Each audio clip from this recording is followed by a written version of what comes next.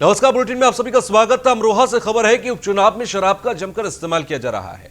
बसपा प्रत्याशी के कार्यालय में जमकर छल के जाम वीडियो वायरल हुआ। बसपा प्रत्याशी फुरकान अहमद पर पुलिस मेहरबान है। बसपा प्रत्याशी फुरकान अहमद पर मुकदमा भी दर्ज नहीं हुआ। शराब बांट रहे हैं प्रत्याशी के भाई पर मुकदमा किया गया दर्ज। थाना नौगावा सादात के अंदर हुआ आचार संहिता के उल्लंघन का मुकदमा दर्ज। नौगावा विधानसभा के मतदाताओं की खुलेआम पिलाई जा रही शराब। आचार संहिता की खुलेआम धज्जियां उड़ रही है। नौगावा सादात विधानसभा में उपचुनाव को लेकर 3 नवंबर को मतदान होगा, तो शराब बांट रहे हैं और थाना नौगाव सादात में आचार संहिता के उल्लंघन का मुकदमा फिलहाल दर्ज हुआ है। तो बसपा प्रत्याशी के कार्यालय में शराब बांटी जा रही है और उपचुनाव में शराब का जमकर इस्तेमाल किया जा रहा है। बसपा कार्यालय में देखिए, बसपा प्रत्याशी के कार्यालय में जमकर जाम छलके हैं। न सिर्फ जाम छलके बल्कि शराब बांटी भी जा रही है और शराब का खेल चुनावों के दौरान बड़े स्तर पर चलता है। लोगों को अपने तरफ करने में, वोट खरीदने में, इन सब चीजों में शराब का इस्तेमाल किया जाता है। तो बसपा प्रत्याशी फुरकान अहमद पर यह आरोप लगे हैं और बसपा प्रत्याशी फुरकान अहमद के भाई पर मुकदमा दर्ज किया गया। प्रभजीत सिंह हमारे संवाददाता हमारे साथ जुड़ गए हैं। प्रभजीत, उपचुनाव में शराब का जमकर खेल किया जा रहा है, क्या जानकारी वहां से? जी बिल्कुल, देखिए मैं आपको बताता हूँ, बसपा प्रत्याशी के कार्यालय पर जमकर जाम छलकते हैं का वीडियो जो है यहाँ पर वायरल हो रहा है। बसपा प्रत्याशी पर जो है मुकदमा दर्ज नहीं हुआ है। तो शराब बांट रहा है प्रत्याशी का सगा भाई, उस पर मुकदमा दर्ज हुआ है। थाना नौगावा सादात में जो है आचार संहिता का उल्लंघन करने पर मुकदमा दर्ज हुआ है। बसपा कार्यालय पर जो है शाम होते ही बसपा कार्यालय पर होते ही जाम छलका जाते हैं। उसका वीडियो लगातार वायरल हो रहा है और अभी जो है पुलिस ने जो उसका भाई है जो शराब को बांट रहा है मुकदमा दर्ज कर कार्रवाई की है। जी ठीक है, बहुत बहुत शुक्रिया हमसे जुड़ने के लिए।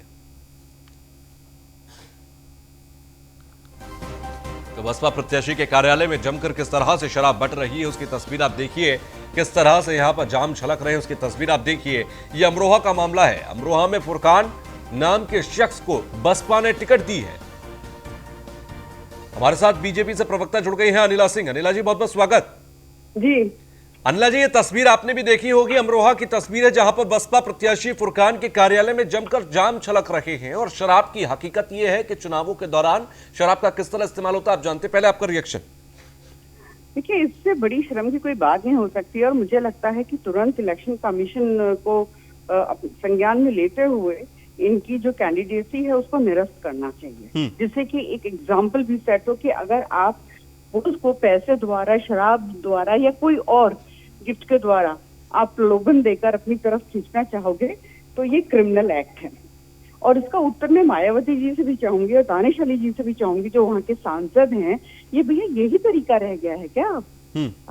आप शराब पिला पिला के आप जो युवक हैं, नवयुवक हैं, उनको आप बर्बाद करना चाहते हो क्या? ये इनकी फितरत दिखाई देती है और मैं वाकई में इंतजार कर रही हूँ जब से ये खबर मेरे संज्ञान में आई है कि इलेक्शन कमीशन जो है एक्शन लेता है इनके खिलाफ। लेकिन अगर हकीकत देखी जाए, क्योंकि जिस तरीके से ये चुनाव हो रहे हैं और ये भी एक बड़ी बात निकलकर सामने आई कि कहीं ना कहीं पुलिस प्रशासन भी इग्नोर कर रहा है, नजर बचाने की कोशिश कर रहा है। जो मामला जिस प्रत्याशी से जुड़ा है, मामला किसी और के ऊपर दर्ज कर रहा है। अब मुझको लगता नहीं है कि पुलिस प्रशासन जो है इतनी हिमाकत करेगा और ये तो अब हर जगह मीडिया में भी आ गया है और मैं व्यक्तिगत रूप से वहाँ के पुलिस प्रशासन को जानती हूँ। अनिला जी, मैं इसलिए कह रहा हूँ क्योंकि मामला क्योंकि बसपा प्रत्याशी के कार्यालय में अगर ये सब हो रहा हो तो मामला प्रत्याशी के ऊपर दर्ज होना चाहिए, ना कि उसके भाई पर। और मामला मुकदमा दर्ज किया प्रत्याशी के भाई पर। मैं वही कह रही हूँ कि भाई पर जो भी उनको सबूत मिले होंगे उसके अनुसार किया होगा, परंतु वही इलेक्शन कमीशन है, उनको ये चीज उनको भी समझ में आ रही होगी कि भाई क्यों शराब बांट रहा है ऑफिस में। जी जी ठीक है, चलिए, बहुत बहुत शुक्रिया हमसे जुड़ने के लिए अनिला जी। तो बसपा प्रत्याशी के कार्यालय की तस्वीर आप देखिए, किस तरह से शराब बांटी जा रही है।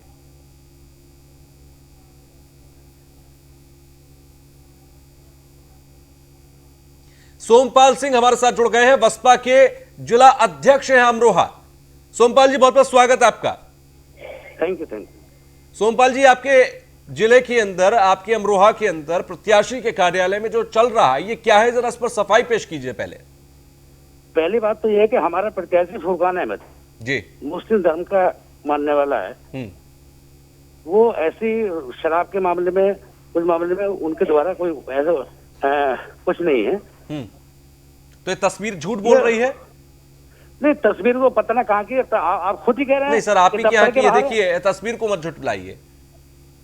आप खुद ही और फुरकान अहमद के भाई पर मुकदमा भी तो दर्ज हुआ है इसी के बाबत। नहीं, वो मेरे संज्ञान में नहीं है। नहीं तो हम आपको बता दे रहे हैं, जानकारी दे रहे हैं कि मुकदमा दर्ज हुआ है, और तस्वीर तो आप देख ही रहे हैं। अब इसके बाद आप ये कहें कि तस्वीर भी झूठी है, मुकदमे की जानकारी नहीं है, तो फिर आपको जानकारी होनी चाहिए क्योंकि आप जिला अध्यक्ष हैं वहां पर। अभी आपके द्वारा चला है पता है कि वो मुकदमा हुआ है, तो वो तो ऐसा है कि ये तस्वीर दिखा रहे हैं। अच्छा, मेरा सीधा सवाल, क्या शराब के जरिए वोट खरीदने की कोशिश है? ऐसा कुछ नहीं। बहुजन समाज पार्टी इस तरह का मामला नहीं करती है, बहुत डिसिप्लिन अनुसार पार्टी है। लेकिन मुझे तो ये तस्वीरें साफ दिखाई दे रही हैं। तस्वीरों में आप साफ देखिए, आप साफ देखिए किस तरीके से प्रत्याशी वहां पर मौजूद हैं, शराब बांटी जा रही है, शराब साफ तौर पर दिखाई दे रही है, और इसके अलावा क्या सबूत की जरूरत है? ना तो प्रत्याशी मौजूद है और ना ये प्रूफ हो रहा है कि ये दफ्तर के बाहर की भीड़ है। ये कोई प्रूफ नहीं है, ये विरोधियों का षड्यंत्र है। अच्छा, तो ये प्रूफ क्या होगा आपकी नजर में? प्रूफ क्या होगा? ये तस्वीर झूठ बोल रही है आपकी नजर में, आपको शराब दिख रही है लेकिन आप उसको कह रहे हैं कि ये चीज देखिए शराब कुछ और हो सकता है। आप कह रहे हैं कि ये कार्यालय की तस्वीर नहीं है, कोई और की तस्वीर है। तस्वीर से कोई स्पष्ट नहीं है कहाँ का है, क्या क्या नहीं। ठीक है, लेकिन आप इसको मानेंगे नहीं। चलिए, बहुत बहुत शुक्रिया हमसे जोड़ने के लिए। तो ये बसपा के जिला अध्यक्ष हैं, हालांकि ये कोई भी सबूत मानने को तैयार नहीं, अपने हिसाब से ही सब कुछ मानेंगे। इनका ये कहना है कि ये तस्वीर कार्यालय की नहीं, ये कह रहे हैं कि ये भीड़ जो है ये हमारे कार्यकर्ताओं की भीड़ नहीं, या किसी हमारे जरिए जुटाई गई भीड़ नहीं। इनके जरिए ये भी कहा जा रहा है कि इसमें जो लोग शराब बांट रहे हैं वो हमारे लोग नहीं, बसपा से उनका कोई ताल्लुकात नहीं। फिलहाल मुकदमा दर्ज हुआ है फुरकान अहमद, जो कि बसपा के प्रत्याशी हैं, नौगावा विधानसभा सीट से उपचुनाव के, उनके भाई पर मुकदमा दर्ज किया गया। कहीं ना कहीं पुलिस प्रशासन की भी इसमें बंदरबाट देखी जा रही है। अब खबर रायबरेली पुलिस से जुड़ी हुई, जहां पर महकमे के साख पर रायबरेली पुलिस भी बट्टा लगा रही है। न्यूज वन इंडिया के कैमरे में एक तस्वीर कैद हुई। रायबरेली पुलिस की यह सच्चाई कहना चाहिए जो तस्वीर में कैद हुई है। शाम होते ही रायबरेली पुलिस की दारू पार्टी शुरू हो जाती है, और यह भी डायल 112 की गाड़ियों में होती है। डायल 112 की गाड़ियों में तैनात पुलिसकर्मी शराब के नशे में चूर हैं। डायल 112 की गाड़ियों में शराब पीते पुलिसकर्मी कैमरे में कैद हुए। बड़ा सवाल यह है कि क्या ऐसे क्राइम कंट्रोल करेगी रायबरेली पुलिस? डायल 112 की गाड़ी में शराब पीने वाले पुलिसकर्मियों पर एक्शन कब होगा? अब इस तस्वीर को जरा एक बार आप तफसील से देखिए। देख रहा हूं, ठीक है ना? मेरा मुंह सूख सकते हो।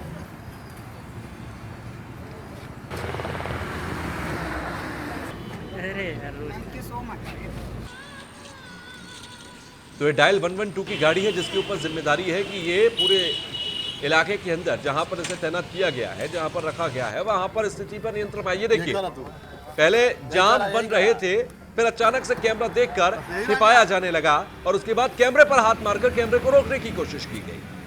कैसे जरा किसी और सबूत की भी जरूरत रायबरेली पुलिस के आला अधिकारियों को होगी कि डायल 112 के अंदर इस तरीके से सुरक्षा को मजबूत करने के लिए क्राइम को कम करने की कोशिशें की जाती हैं, या तस्वीर जो सामने आई है वो ये बताने के लिए काफी है कि अगर किसी को भी आपातकाल में 112 की जरूरत होगी और शाम का वक्त होगा तो शायद पुलिस शराब के नशे में चूर होगी और वो उस तक मदद नहीं पहुंचा पाएगी, क्योंकि शाम हो चुकी है और दारू पार्टी का समय हो गया। रायबरेली पुलिस के मुताबिक दारू पार्टी का समय हो गया है, तो ऐसे में सुरक्षा व्यवस्था की कोई जिम्मेदारी इनके ऊपर नहीं है। ये ड्यूटी फ्री हो चुके हैं और इस वक्त ये दारू के नशे में रहेंगे। तो शराब के नशे में किस हद तक चूर है ये, इनकी तस्वीर को आप देखिए। एक बार फिर हम आपको सुनाते हैं उस तस्वीर को, जिस तस्वीर में जब कैमरा हमारा पहुंचा इस डायल 112 के पास और अचानक से हड़बड़ा गए पुलिसकर्मी, तब देखिए क्या कुछ हुआ। ये करा तू, यही करा बस यही रह गया।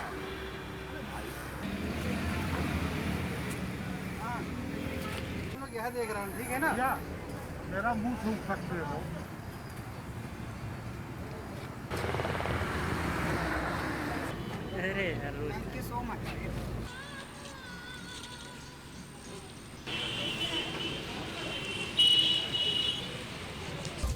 ब्रेक के बाद एक बार फिर आप सभी का स्वागत। देश में पिछले 24 घंटे में कोरोना के 46,791 नए केस सामने आए। देश में पिछले 24 घंटे में कोरोना से 587 लोगों की मौत हुई। देश में कोरोना के एक्टिव मरीज 7,48,538 हैं। देश में अब तक 67,33,329 कोरोना मरीज ठीक हुए। तो वहीं देश में कोरोना से अब तक 1,15,197 लोगों की मौत हुई है।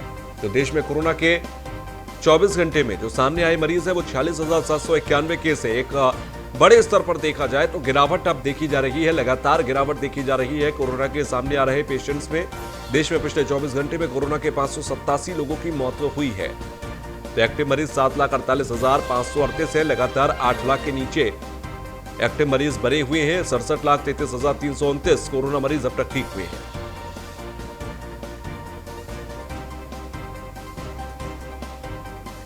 तो देश में पिछले 24 घंटे में कोरोना के 46,700 मरीज सामने आए। पिछले 24 घंटे में 587 लोगों की मौत भी हुई है। तो एक बड़ा डाउनफॉल ग्राफ में देखा जा रहा है। चाहे वो मौतों के आंकड़े की बात कर ले, लगभग 50% पर ये आकर गिरा है। एसोसिएट एडिटर ब्रजेश श्रीवास्तव हमारे साथ जुड़ गए हैं। ब्रजेश जी, अगर सीधे तौर पर देखें, एक बड़ा डाउनफॉल है अब ग्राफ में। जहां 90,000 तक पहुंच गया था मामला, 1000 मौतें पर डे हो रही थी, अब वो 500-600 मौतें और पर डे 46,000, जैसे पिछले 24 घंटे में 46,000 मामले सामने आए। एक बड़ा डाउनफॉल मानकर चले, एक बड़ी कंट्रोल मानकर चले। बिल्कुल, हिंदुस्तान के लिए इससे सुखद तस्वीर कुछ और नहीं हो सकती। तो सार सबसे बड़ी बात ये, हमने वो भी दौर देखा जब लगभग 1 लाख के आसपास ये आंकड़ा पहुंच गया था प्रतिदिन का। और अगर अब देश में 46,000 के आसपास कोरोना का आंकड़ा पहुंचा है, 550 के आसपास मौतें पहुंची हैं, तो ये बात मानिए कि आपने 50% ये जंग जीत ली है। लेकिन इसका एक कतई मतलब नहीं है कि आप कैजुअल अप्रोच दिखाएं या फिर इस पर लापरवाही करें, क्योंकि कोविड का जो रेशियो हम लोगों ने देखा है कि एक तरह से देखा जाए तो बढ़ते हुए ट्रेंड पर रहा है। 1-2 दिन भले ही आंकड़े कुछ फ्लक्चुएट किए हों, लेकिन ज्यादातर आंकड़ा बढ़ता हुआ रहा है। लेकिन अगर अब ये आंकड़ा 50% कमी तक आ गया है तो एक बड़ी राहत है हिंदुस्तान के लिए, और हिंदुस्तान की सरकार के लिए एक बड़ी कामयाबी भी है, क्योंकि जितनी संयम के साथ, जितनी तत्परता के साथ ये पूरी लड़ाई लड़ी गई है, हर एक राज्य ने, हर एक शहर ने, या फिर कहें कि एक गांव में इसको लेकर के जिस तरीके से जो है नाकेबंदी की गई, कोरोना को रोकने के लिए जिस तरीके से कोशिशें की गई, ये उसी का परिणाम है कि आज 50% आंकड़े कम हो चुके हैं। लेकिन अभी खतरा टला नहीं है, ठंड आ रही है, और जिस तरीके से ठंडक में नॉर्मल वायरल अटैक होता है, उस तरीके से कोरोना एक बार फिर गति पकड़ सकता है अगर हमने थोड़ी सी भी लापरवाही की। ऐसे में किसी लापरवाही की जरूरत नहीं है, हमें एहतियात लगातार बरतना होगा। लेकिन हाँ, ये खुशनुमा तस्वीर है और राहत देने वाली खबर है कि 50% तक कम से कम जो है कोविड के इन्फेक्शन के मामलों में कमी आई है। ठीक है, चलिए, बहुत बहुत शुक्रिया। अब खबर लखनऊ से, जहां पर महापौर संयुक्ता भाटिया ने दिखाई हरी झंडी। 20 कूड़ा उठाने वाले पिंक वाहनों को दिखाई गई हरी झंडी। कूड़ा उठाने वाले वाहनों का संचालन करेंगी महिलाएं। 1090 चौराहे से हरी झंडी दिखाकर रवाना किया गया। तो आपको बता दें कि 20 कूड़ा उठाने वाले पिंक वाहनों को हरी झंडी दिखाई गई है। तो लखनऊ से एक खबर, जहां पर मेयर संयुक्ता भाटिया ने हरी झंडी दिखाई और कूड़ा उठाने वाले वाहनों का संचालन करेंगी महिलाएं। 1090 चौराहे से हरी झंडी दिखाकर रवाना किया गया। नीलेश चौहान हमारे साथ जुड़ गए हैं। नीलेश, महिलाओं को यहां पर हरी झंडी दिखाई, जो कि कूड़ा गाड़ी है जो कि कूड़ा उठाएगी, 1090 चौराहे से रवाना किया गया। क्या खासियत है इसकी? देखिए, बिल्कुल आपको बता दूं कि उत्तर प्रदेश में लगातार उत्तर प्रदेश की महिलाओं को सशक्त बनाने के लिए मुख्यमंत्री योगी आदित्यनाथ लगातार तत्पर हैं। उसी का नतीजा है कि उत्तर प्रदेश में तमाम तरीके की पिंक सेवाएं शुरू की गई हैं, चाहे वो पिंक बस हो, चाहे पिंक गाड़ियों द्वारा पेट्रोलिंग का मामला हो, या पिंक बूथ बनाया जाना हो। उसके बाद अब नगर निगम ने भी एक पहल शुरू की है, जिसमें 20 पिंक गाड़ियों को हरी झंडी दिखाई है। लखनऊ की महापौर संयुक्ता भाटिया ने झंडी दिखाकर इन गाड़ियों को रवाना किया है। सबसे अच्छी बात यह रहेगी कि इन गाड़ियों का संचालन महिलाएं ही करेंगी, और महिलाएं ही संचालन करेंगी, ताकि जो महिलाएं हैं वो भी अपने आप को सशक्त बना सकें और पुरुषों के साथ कंधे से कंधा मिलाकर उत्तर प्रदेश के विकास में अपना योगदान दे सकें। तो कहीं ना कहीं लखनऊ में जब ये इस पहल को शुरू किया गया है और अभी कुल 20 गाड़ियों को हरी झंडी दिखाई गई है, आने वाले समय में भी और गाड़ियों को हरी झंडी दिखाई जाएगी, ताकि जो महिलाएं हैं वो भी खुलकर उत्तर प्रदेश में अपना योगदान दे सकें। और मुख्यमंत्री ने साफ तौर पे कहा है कि मुख्यमंत्री महिलाओं को पहले प्राथमिकता दी जाए, ताकि महिलाएं जो हमारे समाज में शोषित हैं, दलित हैं, पिछड़ी हैं, उनको आगे लाया जाए, उनको बराबर का हिस्सेदार बनाया जाए, ताकि उत्तर प्रदेश विकास की ओर अग्रसर हो। ठीक है, चलिए, बहुत बहुत शुक्रिया हमसे जुड़ने के लिए। तो भाई बिजनौर में तेज रफ्तार ट्रक ने कार को मारी टक्कर। हादसे में 2 लोगों की मौत हो गई है, 3 घायल हैं। तीनों घायलों को कराया गया निजी अस्पताल में भर्ती। पुलिस ने शवों को पोस्टमार्टम के लिए भेजा। थाना हल्द्वार के बल्दिया मार्ग पर हादसा हुआ। तो हादसे में 2 लोगों की मौत हो गई, 3 घायल हैं। फिलहाल आपको यह भी बता दें कि तीनों घायलों को निजी अस्पताल में भर्ती कराया गया है। हादसे में 2 लोगों की मौत हुई है, 3 घायल हैं। फैसल खान हमारे संवाददाता हमारे साथ जुड़ गए हैं। फैसल, एक हादसा हुआ, उसके बारे में जानकारी दें। देखिए तुषार, मैं आपको बिल्कुल बता दूं, ये मामला हल्द्वार थाना क्षेत्र के गांव का है, जहां पिकअप और ट्रक की आपस में भिड़ंत होती है। पिकअप ड्राइवर और उसके पास में बैठा व्यक्ति तुरंत मौके पर मौत हो जाती है। ट्रक ड्राइवर और ट्रक ड्राइवर के साथी तीनों जिला अस्पताल में भर्ती कराए जाते हैं, जिनकी हालात गंभीर देखते हुए उन्हें मेरठ रेफर कर दिया जाता है। ठीक है, चलिए, बहुत बहुत शुक्रिया।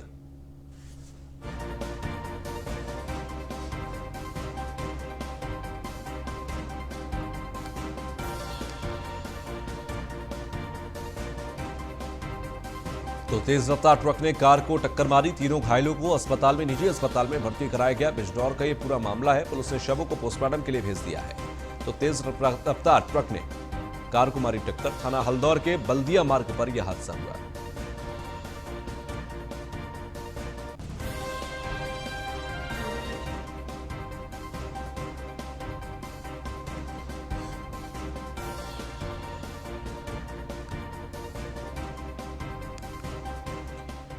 तो बिहार चुनाव में सीएम योगी आदित्यनाथ की एंट्री। थोड़ी देर में रैली को संबोधित करेंगे सीएम योगी आदित्यनाथ। कैमूर के मंच पर पहुंच चुके हैं सीएम योगी आदित्यनाथ। कैमूर में रामगढ़ विधानसभा को संबोधित कर रहे हैं सीएम योगी आदित्यनाथ। तो थोड़ी देर में रैली को संबोधित करेंगे सीएम योगी। कैमूर के रामगढ़ विधानसभा को संबोधित कर रहे हैं सीएम योगी आदित्यनाथ। कैमूर के मंच पर पहुंच चुके हैं सीएम योगी आदित्यनाथ।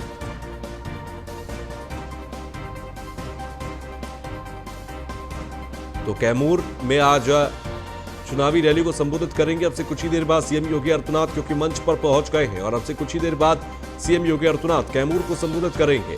एनडीए के पक्ष में माहौल बनाने के लिए ये सीएम योगी आदित्यनाथ की तरफ से कोशिश है, और सीएम योगी आदित्यनाथ की काफी डिमांड भी बिहार के अंदर रही है। प्रधानमंत्री नरेंद्र मोदी के बाद सीएम योगी आदित्यनाथ की एक बड़ी डिमांड देखी गई, और यही वजह है कि लगभग 1.5 दर्जन रैलियां यहां पर सीएम योगी आदित्यनाथ की बिहार में रखी गई हैं, और उसमें से ये कैमूर की रैली को संबोधित करने के लिए पहुंचे। तो ब्रेक के बाद एक बार फिर आप सभी का स्वागत। बीजेपी विधायक सुरेंद्र सिंह को कारण बताओ नोटिस जारी कर दिया गया। बलिया कांड में बयानबाजी करने पर नोटिस जारी हुआ। बलिया गोलीकांड में आरोपी धीरेन्द्र सिंह के पक्ष में खड़े हैं सुरेंद्र सिंह। यूपी बीजेपी अध्यक्ष स्वतंत्र देव सिंह ने जारी किया नोटिस। बीजेपी अध्यक्ष जेपी नड्डा ने भी जताई है नाराजगी। बीजेपी अध्यक्ष की नाराजगी के बाद जारी हुआ नोटिस।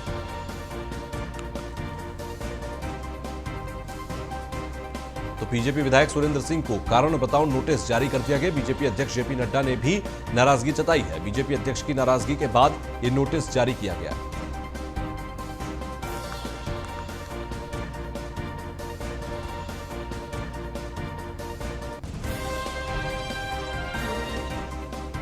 तो बीजेपी विधायक सुरेंद्र सिंह को कारण बताओ नोटिस जारी किया गया। बलिया गोलीकांड के मुख्य आरोपी के साथ सुरेंद्र सिंह के नजदीकी रिलेशंस भी हैं, और इस गोलीकांड के बाद लगातार साथ खड़े नजर आए।